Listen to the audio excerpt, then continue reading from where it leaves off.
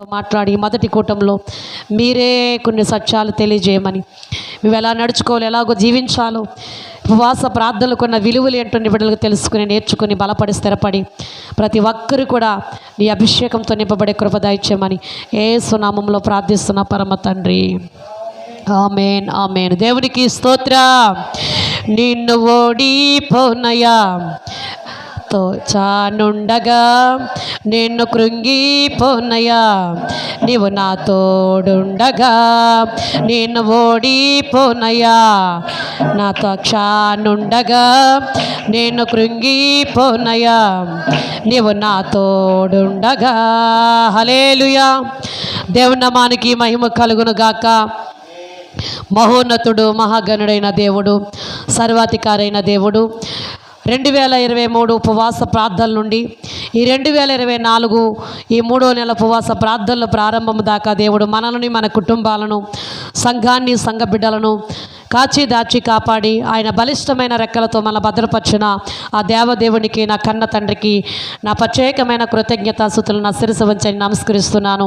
ఆయన నామమునకు మహిమ కలుగును గాక. దేవునికి స్తోత్ర. అలాగే చేరి వచ్చిన నా సహోదరి సహోదరులందరికీ నా ప్రత్యేకమైన నిండు వందనాలమ్మ. అందరు కూడా బాగున్నారు కదా? దేవునికి స్తోత్ర. హల్లెలూయా. మరి ఒక దినము ఆయన సన్నిధిలో గడుపుట 1000 దినాల కంటే శ్రేష్టం అంట. ఎన్ని దినాలు అంటండి అమ్మా? 1000 దినాల కంటే శ్రేష్టం. అయితే మరి ఈరోజు మన మధ్యలో మరి బాబాయ్ గారు కేసుందర అండి, కేశవారం నుంచి వచ్చిన బాబాయ్ గారికి నా ప్రత్యేకమైన వందనాలు. అలాగే మన మధ్యలో యజ్రా గారికి కూడా నా ప్రత్యేకమైన వందనాలు. జయ గారికి కూడా నా ప్రత్యేకమైన వందనాలు. మరి సాయంకాలం కూడా మన మధ్యగా మంచి దాసులు రాబోతున్నారు. పెందల కాడే మీరు 7 గంటలకే సిద్ధపాటు కలిగి రావాలి. అలాగే ఇంకా 2 రోజులు కూడా మంచి దాసులు, మంచి అభిషేక్తులు మన మధ్యగా రాబోతున్నారు. చక్కగా సిద్ధపాటు కలిగి మీరు ఎంత ఫాస్ట్గా మీరు సిద్ధపాటు కలిగి దేవుని కొరకు, దేవుని యొక్క వాక్యము కొరకు, ఆయన ఇలువైన వాక్కుల కొరకు, ఆయన ప్రయోజకరమైన మాటల కొరకు మీరు సిద్ధపాటు కలిగి వచ్చినట్లయితే మీరందరూ మేలు పొందుకోబోతున్నారు. దేవునికి స్తోత్రం. అయితే నేను 2 మాటలు చెప్పి నేను అజ్జర గారికి సమయం ఇస్తాను. మరి పరిశుద్ధ గ్రంథంలో నుంచి అమ్మా జక్కయ్య గ్రంథము ప్రియ సహోదరులారా, జక్కయ్య గ్రంథము 8వ అధ్యాయము 18వ వచనం నుండి మరి దేవుడు ఉపవాస ప్రార్థనల కొరకు, అసలు ఉపవాస ప్రార్థనలు ఎప్పుడెప్పుడు చేయాలి, ఎలా చేయాలి, ఎందుకొరకు చేయాలి, అసలు ఉపవాసం ఎందుకు ఉండాలి, ఇక్కడ ఈ లేఖనాల ద్వారా దేవుడు, పరిశుద్ధాత్మ దేవుడు మాట్లాడుతూ ఉన్నారు. ఈ దినాన్ని మనం చదువుదామండి. 8వ అధ్యాయం 18వ వచనం అమ్మా. జక్కయ్య గ్రంథము. మరియు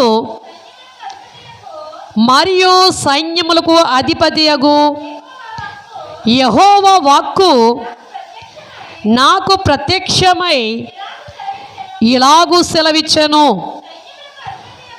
సైన్యములకు అధిపతియగు యెహోవా ఆజ్ఞ ఇచ్చినది ఏమనగా, 4వ నెలలోని ఉపవాసము, 4వ నెలలో ఉపవాసమును, 5వ నెలలో ఉపవాసము, 7వ నెలలో ఉపవాసము, 10వ నెలలో ఉపవాసము యోధా ఇంటి వారికి సంతోషమును ఉత్సాహమును పుట్టించు మనోహరమైన పండుగలగును. దేవునికి స్తోత్ర. హల్లెలూయా. ప్రియ సహోదరులారా, ఈ పండుగల ద్వారా అంట యోధా ఇంటి వారుకును, అమ్మా ఎవరికంటండి? యోధా ఇంటి వారుకును, యెరూషలేములో ఉన్న వారుకును, ఇక్కడ చక్కగా ఎన్నో దినం అంటండి సైన్యములకు అధిపతియగు యెహోవా వాక్కు ప్రత్యక్షమై ఇలాగూ సెలవిచ్చాను. ఎలాగో సెలవిచ్చారంట? ఇలాగూ సెలవిచ్చాను. దేవునికి స్తోత్రం. 4వ నెలలో ఉపవాసమును, 5వ నెలలో ఉపవాసమును, 7వ నెలలో ఉపవాసమునంట. ఎన్ని పట్ల ఉపవాసం అంటే సంవత్సరంలో అమ్మా? 3 సార్లు. 4వ నెలలో, 5వ నెలలో, 7వ నెలలో ఉపవాసము. ఇలాగూ సంవత్సరానికి 3 సార్లు ఉపవాసం ఉండి దేవుని యొక్క మందిరంలో మీరు కనిపెట్టి ప్రార్థన చేయటం వల్ల, ఉపవాసములుండి మీరు దేవుని సన్నిధిలో, ఆయన సన్నిధిలో ఏకేభించి ఆయనతో సహవాసం చేసి ఆయన ఎదుట మీరు మా కాలువని మీరు చేస్తున్న కన్నీటి ప్రార్థన, ఉపవాస ప్రార్థన ద్వారా అంట మీరు ఏం పొందుకుంటారయ్యా అంటే సంతోషమును ఉత్సాహమును పొందుకుంటారంట. ఎందుకు సంతోషం ఉత్సాహం అంటే ఈ భూలోకంలో సర్వ మానవాళికి ఏమి లేదంటే సంతోషము ఉత్సాహము లేదు. ప్రతి కుటుంబంలోనూ, ప్రతి ఒక్క దేశంలోనూ, ప్రతి రాష్ట్రంలోనూ, ప్రతి పల్లెలోనూ, ప్రతి పట్టణంలోనూ, ప్రతి గ్రామంలోనూ, ప్రతి కుటుంబంలోనూ, ప్రతి ఒక్కరిలోని కూడా ఏదో ఒక వేదన, ఏదో ఒక చింత, ఏదో ఒక లోటు, ఏదో ఒక వేదన, ఏదో ఒక చింత, ఏదో ఒక బాధ, ఏదో ఒక సమస్య, ఏదో ఒక శోధనతోనే ప్రతి కుటుంబంలో ఏదో ఒక బాధలతో, కష్టాల్లో, నష్టాలు, వ్యాధులు, బాధలు, సమస్యలు ప్రతి కుటుంబంలోనూ కూడా, ప్రతి గ్రామంలో కూడా ఉన్నాయి. అలాగే ప్రతి మానవుడికి కూడా, ప్రతి మానవుడి యొక్క హృదయంలో ఉన్న వ్యాధులు వెలటి అంటే భయంకరమైన వ్యాధులు, తట్టుకోలేనంత భరాయించలేని వ్యాధులు ప్రతి మానవ హృదయంలో ఉన్నాయి. ఆ మానవ హృదయంలో ఉన్న బాధలన్నీ కూడా, సమస్యలన్నీ కూడా పోవాలి. ఆ సమస్యలకన్నిటికీ, ఆ వ్యాధులన్నిటికీ పరిష్కారం ఎక్కడ దొరుకుతుందయ్యా అంటే దేవుని యొక్క సన్నిధిలో. నీ వ్యాధుల నుండి, నీ బాధల నుండి, నీ కష్టాల నుంచి, నీ నష్టాల నుంచి, నీ వ్యాధుల నుండి, నీ బాధల నుండి, నీ సమస్యల నుండి, నీ ఇరుకుల నుండి, నీకున్న ప్రతి ఒక్క సమస్య నుండి విడుదల పొందాలంటే పరిష్కారం నీకు ఎక్కడ దొరుకుతుందంటే ప్రియ సహోదరులారా, దేవుని యొక్క మందిరంలో నీకు పరిష్కారం. ఎక్కడ ఈ లోకమంతా నువ్వు ఎక్కడ తిరిగినా నీకు సమాధానం ఎక్కడ దొరకదు. నీ శ్రమలకు పరిష్కారం ఎక్కడ దొరకదు. అది దేవుని ఎదుట తప్ప, దేవుని ఎద్దక తప్ప, దేవుని మందిరంలో తప్ప ఇక్కడ నీకు దొరకదు. నువ్వు ఎక్కడికి రావాలి? నీ సమస్యలకు పరిష్కారం ఎక్కడ దొరుకుతుందంటే దేవుడి మందిరంలో.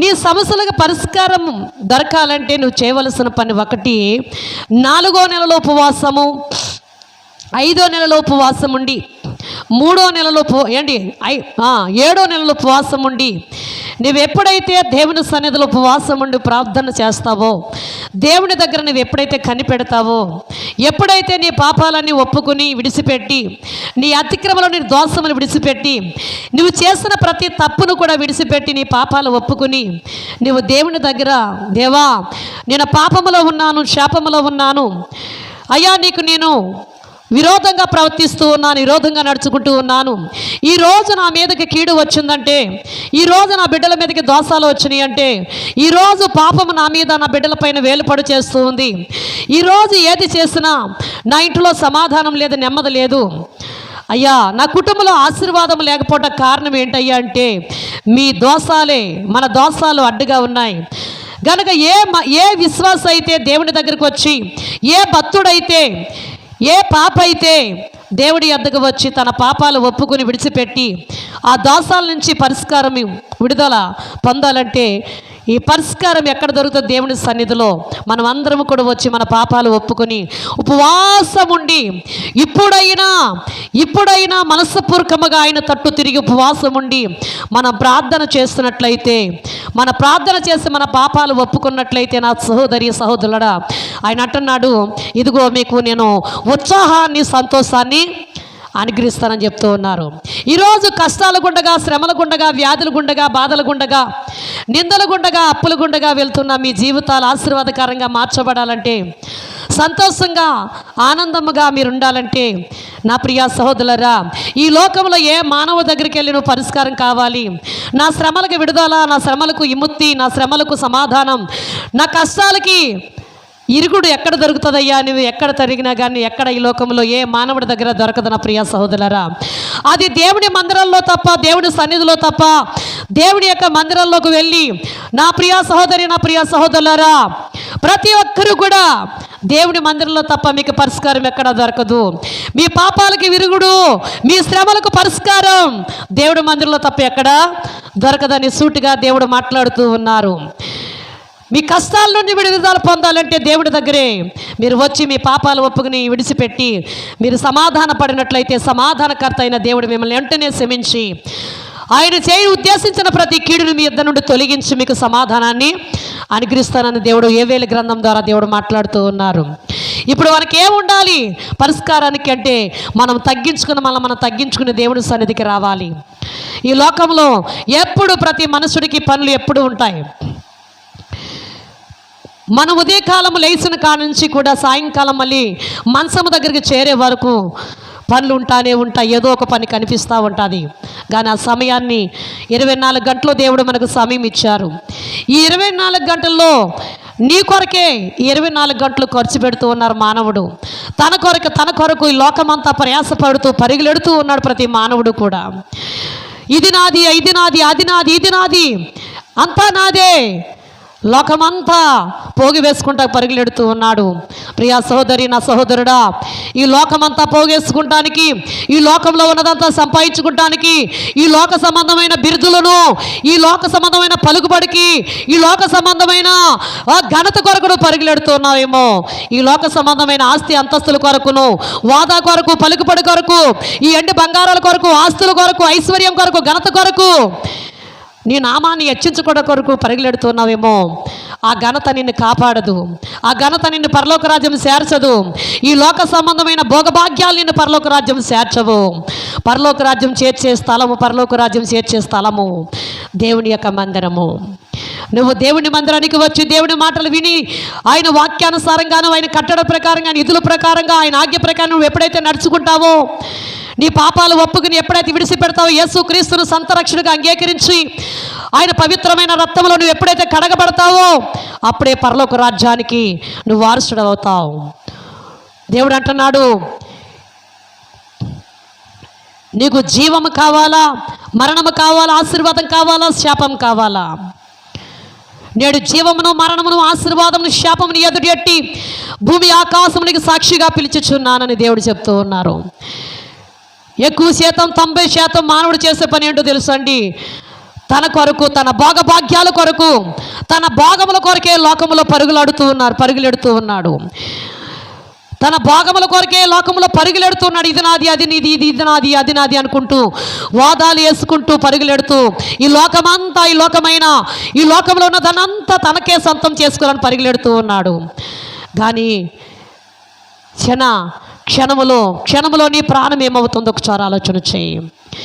ఈ క్షణము నీదే, ఈ క్షణము నీది కాదు. గడిచిన క్షణాలు, గడిచిన గంటలే నీవి. ఇంక జరగబోయే నిమిషాలు, గడియలు, సెకండ్లు నీవు కాదు. నా ప్రియ సహోదరి, నా సహోదరుడా, ఏ సమయానికి, ఏ క్షణముకి నీకు ఏది సంభవిస్తుందో నీకు తెలియదు. ఏ క్షణము ఏమి సంభవిస్తుందో నీకు తెలియని స్థితిలో నువ్వు ఉన్నావు.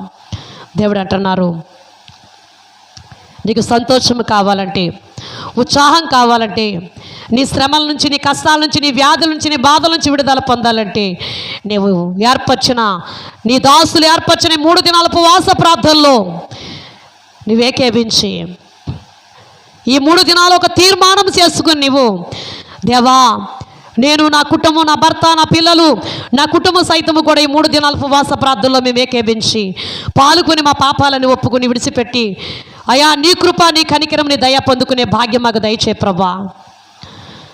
అయ్యా, మాకు సంతోషం దయచే ప్రభా. శ్రమలో ఉన్నాం, కష్టాల్లో ఉన్నాం ప్రభా. ఈ కష్టాలకి, ఈ శ్రమలకి పరిష్కారం మాకు ఎక్కడ దొరకట్లా. అయ్యా, అనేకుల దగ్గర సలహాలు అడుగుతున్నాం, అనేకుల దగ్గరికి వెళ్ళి సూచనలు అడుగుతున్నాం, కానీ మాకు ప్రయోజనం లేదు. శ్రమల నుండి విడిపించే దేవుడు నీవే, కష్టాల నుండి తప్పించే దేవుడు నీవే, వ్యాధుల నుంచి బ్రతికించే దేవుడు నీవే, పెంట కుప్పల నుంచి లేవనెత్తే దేవుడు నీవే, దీనత్వం నుండి దరిద్రం నుండి మనం విడిపించగల దేవుడు నీవే, మమ్మల్ని ధనవంతులుగా చేయగల దేవుడువు, మా దరిద్రము తొలగించగల దేవుడువు, మా దీనత్వం నుండి మమ్మల్ని లేవనెత్తగల దేవుడు నీవేనయ్యా, మమ్మల్ని ఉద్ధరించగల దేవుడు నీవేనయ్యా. ఒక్కసారి కనికరించు ప్రవ్వా. నీ కనికరికనైనా చూపించు ప్రభా. నీ కనిదిష్ట మాపై ఉంచు ప్రభా. నీ కరుణ కటాక్షను మాపై చూపించు ప్రభా అని మన బ్రతుకులు ఆడుకున్నట్లయితే ప్రార్థన ద్వారా దేవుడు అంటున్నారు, మీకు సంతోషాన్ని ఇస్తానంటున్నాడండి, ఉత్సాహాన్ని ఇస్తానంటున్నాడు. మానవుడు ఏం చేస్తున్నాడో తెలుసా? సంతోషము, ఉత్సాహము డబ్బును బట్టి, ఎండు బంగారాలను బట్టి, దుస్తులను బట్టి, ఎండు నగలను బట్టి, ఆస్తులను బట్టి, ఐశ్వర్యాన్ని బట్టి, ఘనతను బట్టి ఈ సంతోషం వస్తుందని కోరుతూ ఉన్నాడు. నిజమైన సంతోషం, నిజమైన ఆనందము ప్రియ సహోదరులారా, ఉత్సాహము అది ఎలా పెట్టుకునేది కదమ్మా నా సహోదరి, నా సహోదరుడా. అది నీ దేవుని దగ్గరదా, దేవుని యొద్ద ఉచితముగా నీకు ఇస్తానంటున్నాడు ఆయన. నువ్వు ఎలా పెట్టి కొనుక్కుందామని నువ్వు ఎక్కడ తిరిగినా, ఏ మార్కెట్ తిరిగినా, ఏ షాపింగ్ తిరిగినా నువ్వు ఎక్కడ దొరకదు ఈ సంతోషం, ఉత్సాహము. అది ప్రభు సన్నిధిలోనే స్థిరమైన సంతోషానికి ఇస్తానంటున్నాడు.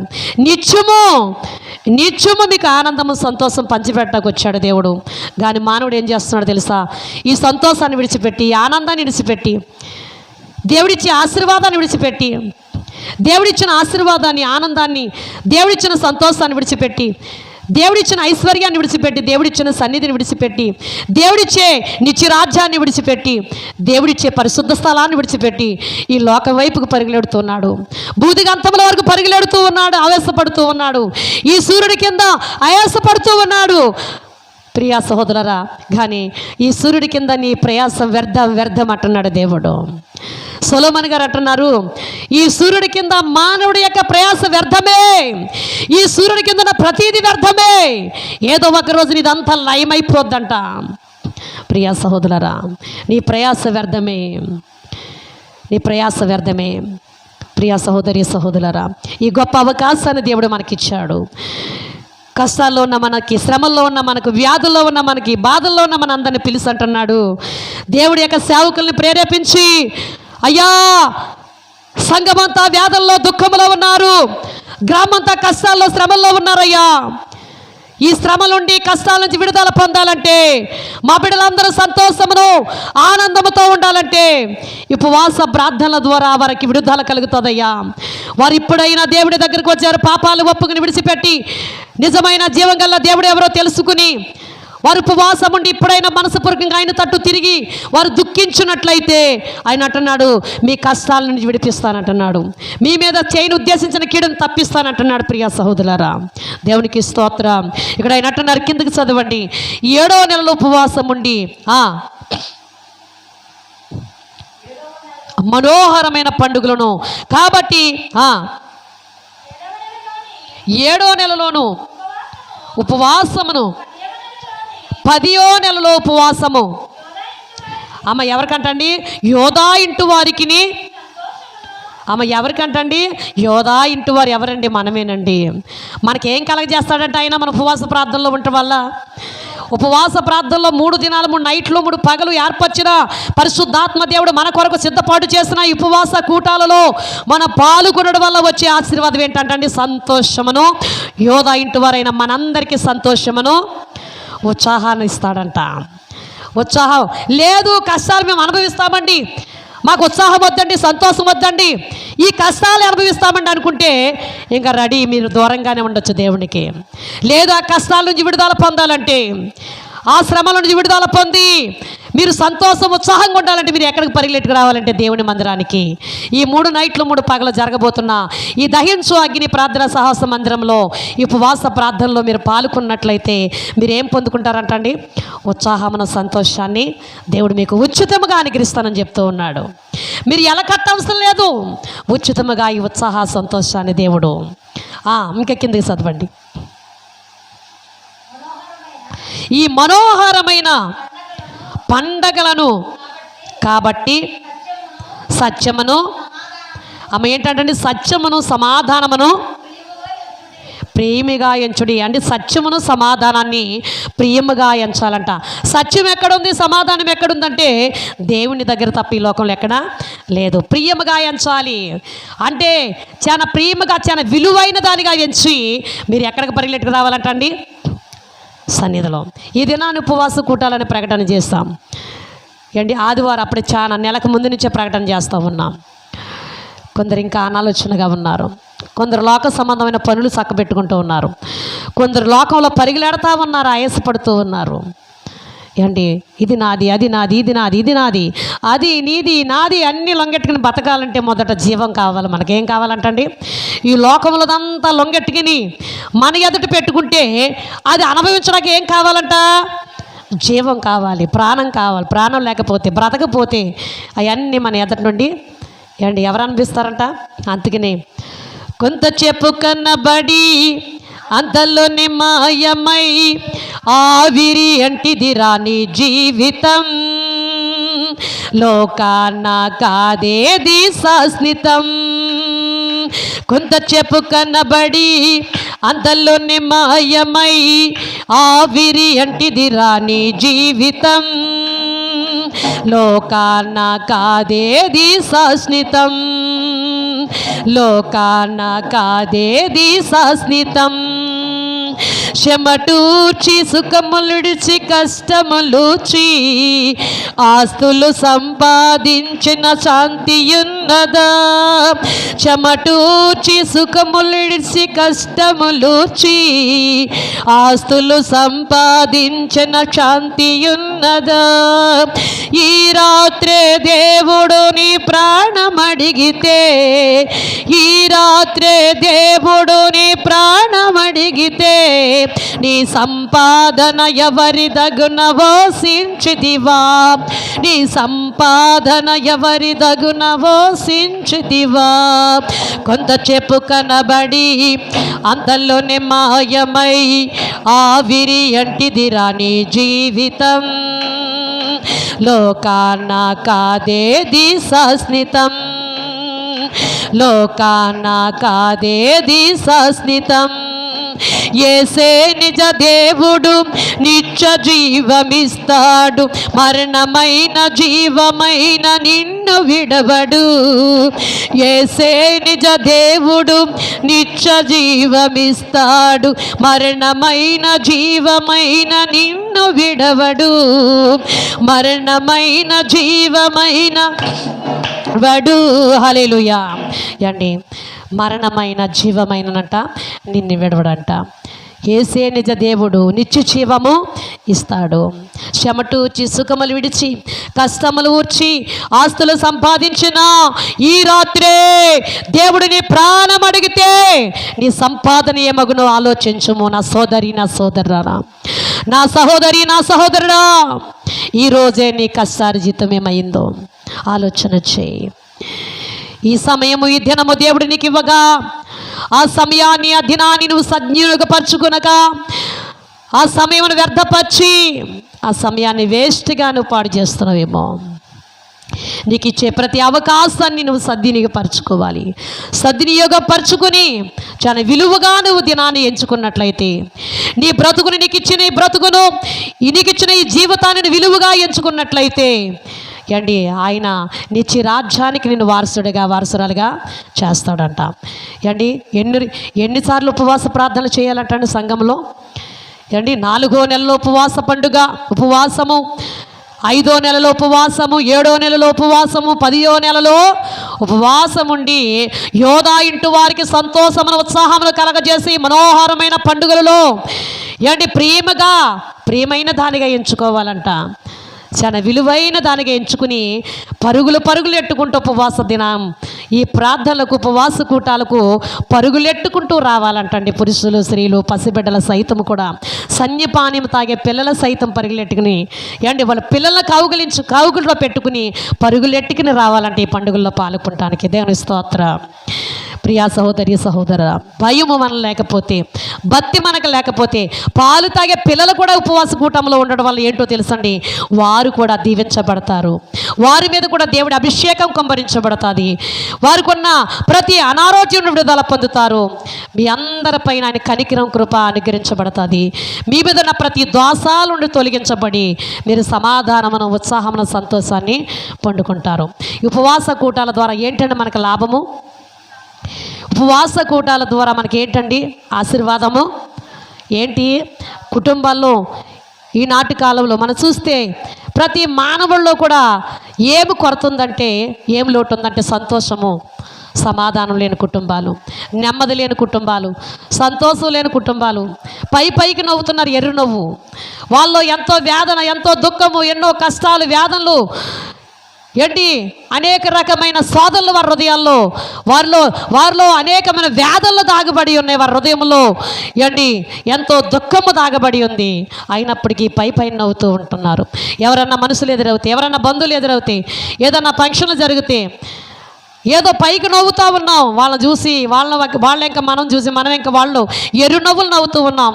కానీ మనలో ఎన్నో వేదనలు, బాధలు ఉన్నాయి లేదండి. ఎన్నో కష్టాలు, ఎన్నో తీరని దుఃఖాలు, తీరని వేదనలు మనలో ఉన్నాయి. పైకి నటిస్తూ ఉన్నాం మనం. మానవుడి యొక్క జీవితం ఒక నటన, మానవుడి యొక్క భవిష్యత్తు ఒక నటన, మానవుడి యొక్క బ్రతుకే ఒక నటనగా మనం జీవిస్తూ ఉన్నాం. ఈ నటన జీవితానికి ప్రియా సహోదరులారా ఒక మార్గం ఉంది, ఒక పరిష్కారం ఉందని దేవుడు చెప్తూ ఉన్నారు.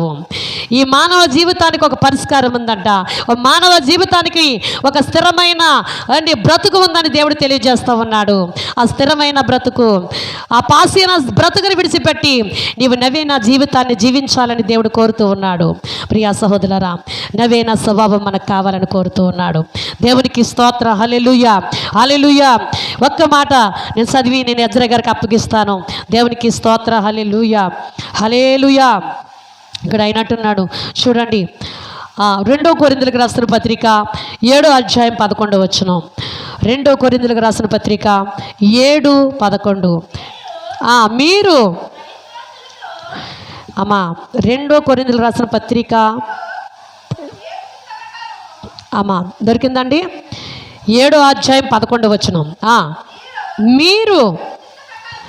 మీరు దైవ చిత్త ప్రకారము పొందిన మీ దుఃఖము ఎట్టు జాగ్రత్తను ఎట్టి దోష నివారణకైనను ప్రతి వాదనను నిత్య అట్టంగములను అక్రమములను ఎట్టు బందెను భయమును ఎట్టి అభిలాషను ఎట్టి ఆసక్తిని ఎట్టి ప్రతిదండలను మీలో పుట్టించును. దేవునికి స్తోత్ర. హల్లెలూయా. ఈరోజు నా ప్రియ సహోదరులారా మన ఉపవాసం ఉండి దేవుని మందిరానికి వచ్చినట్లయితేనంట మొదట మన దోష శిక్షకంట నివారణ దొరుకుతుందంటండి. ఉపవాసం ఉండి మీరు ప్రార్థించినప్పుడు 2 కొరింథీయులకు రాసిన పత్రిక 7వ అధ్యాయం 10వ వచనం. దైవ చిత్తానుసారమైన దుఃఖము రక్షణాధారమైన మారు మనసు కలగజేయను. ఈ దుఃఖం అంట ఈరోజు మీరు ఉపవాసం ఉండి కన్నీటి ప్రార్థన చేసి మీ పాపాలన్నీ ఒప్పుకోలు చేస్తున్నప్పుడు రక్షణాధారమైన మారు మనసు కలగజేయును. ఈ మారు మనసు దుఃఖమును పుట్టించుద్దు. అయితే లోక సంబంధమైన దుఃఖము మరణమును కలగజేయను. లోక సంబంధమైన దుఃఖం అంటే ఏం చేద్దంట? మరణాన్ని కలగజేద్దంట. ఈ దుఃఖం అయితే దేవుని సన్నిధిలో పశ్చాత్తాపంతోనూ పాపాలు ఒప్పుకోలు చేసుకుని పశ్చాత్తాపంతో వేదనతోనూ దుఃఖముతోనూ మీరు ఇడిసిన కన్నీటి కంటే ఏం దొరుకుతుందంటండి? నివారణ దొరుకుతుందంట. పాపక్షమాపణ దొరుకుతుందంట. నివారణ అంటే ఇక్కడ దుఃఖానికి మన పాపానికి ఏం దొరుకుతుందంట? నివారణ. వ్యాధికి అందుకనే ఇర్మియా గారు మానవుడి యొక్క హృదయం ఎలాగుందంటే ఘోరమైన వ్యాధి కలిగి ఉన్నదంట. మానవుడి యొక్క హృదయం వ్యాధి కలిగి ఉందంట, ఘోరమైన వ్యాధి. ఈ హృదయానికి ఇప్పుడు ఈ దుఃఖానికి ప్రతిఫలం ఏంటయ్యా అంటే నివారణ కలుగుతుందని చెప్తూ ఉన్నారు. 12 ఏళ్ల రక్తస్రావణ గల తులసి కూడా దేవుడు చెప్పాడు. ఆమె అనేక వైద్యుల దగ్గరికి వెళ్ళింది కానీ ఆమె వ్యాధికి ఏం దొరకలేదంటండి. శరీర సంబంధమైన వ్యాధికి ఏం దొరకలేదు, నివారణ దొరకలేదు. ఎక్కడికి వచ్చాక ఆమె నివారణ దొరికింది? యేసయ్య దగ్గరకు వచ్చి ఆయన వస్త్ర సింగ ముట్టుకోగా ఆ వ్యాధికి నివారణ, శరీర సంబంధమైన వ్యాధికి, ఆ శరీరంలో ఉన్న వ్యాధి రక్తస్రావణ, ఆ వ్యాధికి నివారణ దొరికింది. ఈరోజు నీలో ఉన్న పాపానికి నివారణ ఎక్కడ దొరుకుతుందయ్యా అంటే దేవుని ఎదుట నీ పాపాలు ఒప్పుకొని మీరు ఎప్పుడైతే సమాధానపడి పశ్చాత్తాపన పడతారో అప్పుడంట మీ దుఃఖానికి, మీ కన్నీటి ప్రార్థన ఆలకించి దేవుడు వెంటనే మీ పాపానికి నివారణ అనుగ్రహిస్తానని ఈ కొరింథీ పత్రిక 7వ అధ్యాయం 10వ వచనం ద్వారా దేవుడు తెలియజేస్తూ ఉన్నాడు. తల్లవచ్చండి, ప్రార్థన చేసుకుందాం. సకల ఆశీర్వాదములకు కారణభూతుడా ఈరోజు ఎత్తబడిన ఈ వాగ్దానం, ఈ మొదటి యొక్క ఉపవాస కూటములో, ఈ మొదటి యొక్క కూడుకులో, ఈ మొదటి యొక్క ఆరాధనలో, ఉపవాస ఆరాధనలో నాయన, ఈ పండుగలో అయా, ఈ ఉపవాస యొక్క మనోహరమైన పండుగలలో మొదటి ప్రారంభ కూటములో అయా ఈరోజు నాయన నీవు మాట్లాడి ఉన్నావు. జక్కయ్య గ్రంథము తండ్రి 8వ అధ్యాయం 18వ వచనం ద్వారా ఈ మనోహరమైన పండుగలు 5వ నెలలో, 4వ నెలలోను, 5వ నెలలో, 7వ నెలలో, 10వ నెలలో యోధా ఇంటి వారి ఉపవాసం ఉండి దేవుని సన్నిధికి వచ్చి దుఃఖించినప్పుడు వారికి ఉత్సాహం, సంతోషము కలగజేస్తారు ప్రభువా. అలాగే తండ్రి, పాపాలను ఒప్పుకోలు చేసుకున్నందుకు పరిష్కారం నీకు ఉంది అని ఈ వాగ్దానం ద్వారా 2 కొరింథీయులకు రాసిన పత్రిక ద్వారా 7వ అధ్యాయం 10వ వచనం ద్వారా నువ్వు తెలియజేస్తావు. మీ పాపము, మీ దుఃఖమునకు ప్రతిఫలంగా మీ యొక్క పాపానికి నివారణ ఇక్కడ దొరికింది అని చెప్పి నువ్వు తెలియజేసిన ఈ వాగ్దానాన్ని బట్టి వందనములు. ఈరోజు ఈ మొదటి యొక్క ఉపవాస కూటములో, ఈ మొదటి ఆరాధనలో తండ్రి మీరు మాతో, నాతో కూడా మాట్లాడారు. అందరి బట్టి స్తోత్రములు. వచ్చిన ప్రతి బిడ్డల హృదయంలో నీరు కట్టి ఫలింపజేసి అది నూరంతలుగా ఆశీర్వదించి ప్రతి ఒక్కరికి నీ సమాధానము దయచేసి ఉత్సాహము, సంతోషాన్ని దయచేయండి. పాపానికి నివారణ దయచేయండి, వ్యాధుకు నివారణ దయచేయండి. అయా సమాధానం మీరు దయచేయమని ప్రార్థిస్తున్నాను. ఈ రోజునైనా ఈ మొదటి యొక్క కూటమి ద్వారా మీరు మాట్లాడిన ప్రతి వాక్య బిడ్డల హృదయాల నీరు కట్టి ఫలించును గాక. అలాగే సాయంకాలం మాట్లాడబోతున్నా నీ దాసులు మరుగు చేసుకుని మాట్లాడి ప్రతి ఒక్కరు క్రమానికి రావటానికి కృప చూపించండి నాయన. ఇంకా 3 దినాలు మా ముందున్నాయి. ఈ 3 దినాలు 3 నైట్లు పగలు మీరు బలపరిచి నీ పరిశుద్ధాత్మ ప్రతి ఒక్కరిని కుమ్మరించి ప్రతి ఒక్కరిని వేలవేసి పిలుచుకురండి నీ సన్నిధికి. అప్పుడు నీ దాసు నిలబడి నాయన చెప్తూ ఉండగా ఎజ్రా గారిని కూడా మరుగు చేసుకుని మాట్లాడమని యేసు పరిశుద్ధ నామంలో ప్రార్థించి వేడుకొనిచున్నాను పరమ తండ్రి. Amen, amen. దేవుడు మిమ్మల్ని దీవించును గాక. ఆమెన్. God bless. మరి సమయం ఎజ్రా గారికి అప్పగిస్తున్నాను. దేవుడు ఆశీర్వదించును గాక.